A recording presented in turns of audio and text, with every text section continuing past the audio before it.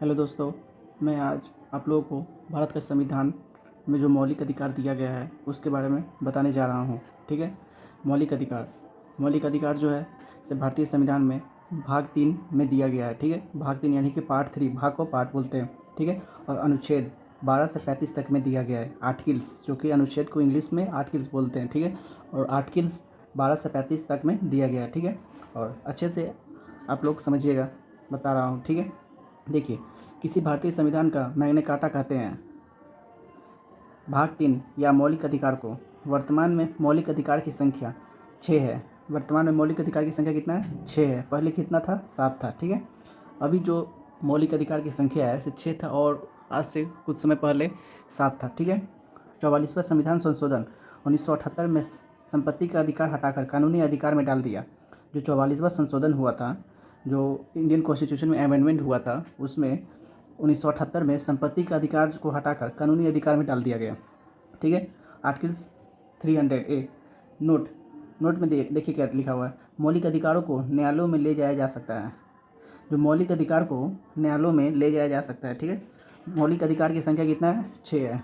पहले कितना था? 7 था। ठीक है। देखिए 6 कौन कौन सा है। पहला, समता या समानता का अधिकार। ठीक है। जो कि आर्टिकल्स यानी अनुच्छेद 14 से 18 में दिया गया है। ठीक। दूसरा, स्वतंत्रता का अधिकार अनुच्छेद 19 से 22 में दिया गया है। ठीक। तीसरा, शोषण के विरुद्ध जो अधिकार होते हैं उसके बारे में बताया गया अनुच्छेद 23 से 24 में। ठीक है। चौथा, धार्मिक स्वतंत्रता अनुच्छेद 25 से 28 के बीच में दिया गया। ठीक है। और पाँचवा, सांस्कृतिक एवं शिक्षा संबंधित अधिकार अनुच्छेद 29 से 30 के बीच में बताया गया। ठीक है। छठा क्या है? देखिए, संवैधानिक उपचार का अधिकार अनुच्छेद 32 में दिया गया। ठीक है। पहला, जो समता या समानता के अधिकार में क्या दिया गया और क्या बताया गया है, ये देखिए आर्टिकल्स 14 से 18 के बीच। ठीक। अनुच्छेद 14 में दिया गया विधि के समक्ष समानता। ठीक है। जो भी भारतीय संविधान में विधि बनाया गया है उसके समक्ष में जो समानता है उसके बारे में दिया है। ठीक है। अनुच्छेद 15 में दिया गया धर्म, जाति, लिंग आदि विभेद पर रोक। जो भारतीय संविधान में बताया गया है कि जो भी धर्म है, जाति है, लिंग है आदि, इस सब पे विभेद पर मतलब भेदभाव करने पर रोक लगा है। ठीक है। अनुच्छेद 16 यानी आर्टिकल 16 में बताया गया है लोक नियोजन, सरकारी नौकरी में समान अवसर का समानता। जो भी हमारे मतलब कि देश में सरकारी जॉब हो गए वो सब में सब लोगों को समान अधिकार दिया जाएगा। ठीक है। और आगे बात करते हैं।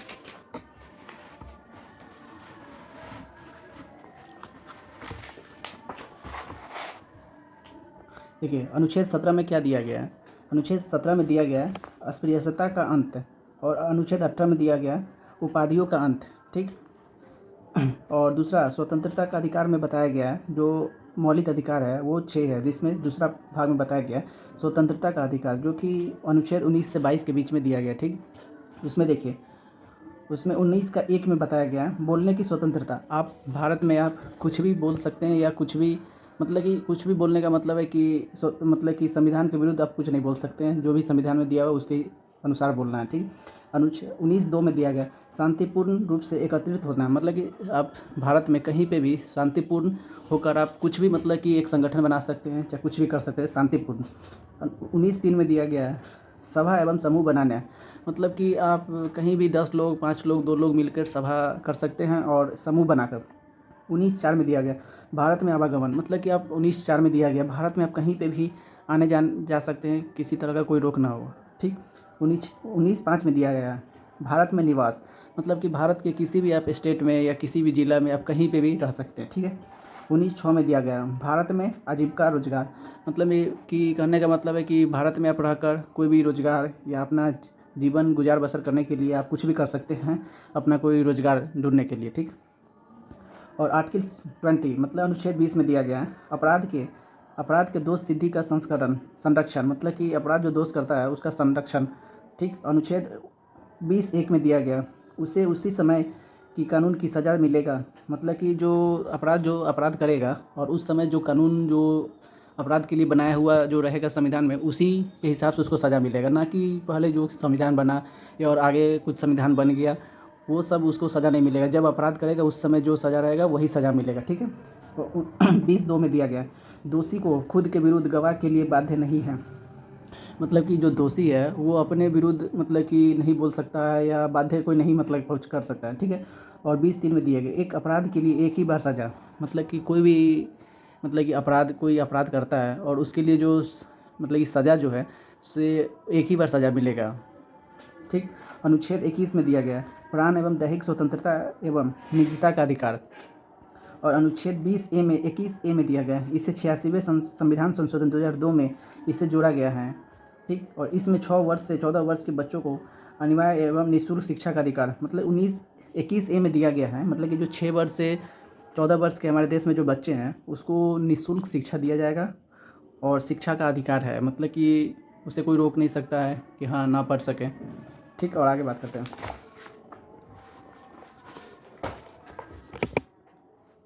देखिए अनुच्छेद 22 में बताया गया है गिरफ्तारी के संदर्भ में संरक्षण। इसके तहत अधिकार पहला कारण पूछने का अधिकार। मतलब कि कहने का मतलब जो कोई मतलब कि अति किया है और उसका कारण क्या है उसको मतलब कि पूछने के लिए। ठीक है। और 24 घंटे के अंदर मजिस्ट्रेट के पास उपस्थिति। मतलब कि जो सज़ा मिलेगा जिसको मतलब उसको 24 घंटे के अंदर मजिस्ट्रेट के पास ले जाना होगा। ठीक है।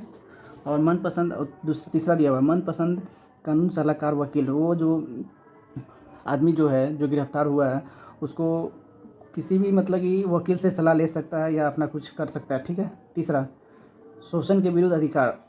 शोषण के विरुद्ध अधिकार जो है अनुच्छेद 23 से 24 में दिया गया। ठीक है। अनुच्छेद 23 मानव व्यापार पर रोक। जो मानव का जो व्यापार होता है मतलब कि कहने का मतलब कि जो बच्चा का या बड़ा का कुछ भी मतलब इधर से उधर व्यापार होता है उस पर रोक लगाया गया। बंधुआ मजदूर पर जो भी मतलब कि 18 साल से नीचे या मतलब कि जो छोटे छोटे बच्चे होते हैं उन लोग को मतलब कि काम करवाया जाता है या कोई बड़ा बुजुर्ग जो है उससे 8 घंटे से ज़्यादा 10 घंटे 12 घंटे काम करवाया जाता है और सही से तनख्वाह नहीं दिया जाता है तो उस तरीक़े से काम नहीं करवा सकते हैं। ठीक है। और अनुच्छेद 24 में दिया गया 14 वर्ष से कम वर्ष के बच्चों को कारखाने में काम करने पर रोक लगाना। मतलब कि जो भी 14 वर्ष से कम आयु के जो बच्चे हैं उसको मतलब कि जो भी भारत में जो फैक्ट्री है जिसमें कुछ भी बनता हो फैक्ट्री में वो सब फैक्ट्री में उसको काम नहीं करना है। ठीक है। चौथा धार्मिक स्वतंत्रता का अधिकार। मतलब कि जो धार्मिक जो है जो भी धर्म है भारत में वो सब पे स्वतंत्रता का अधिकार दिया गया। अनुच्छेद 25 से 28 के बीच बताया गया। ठीक है।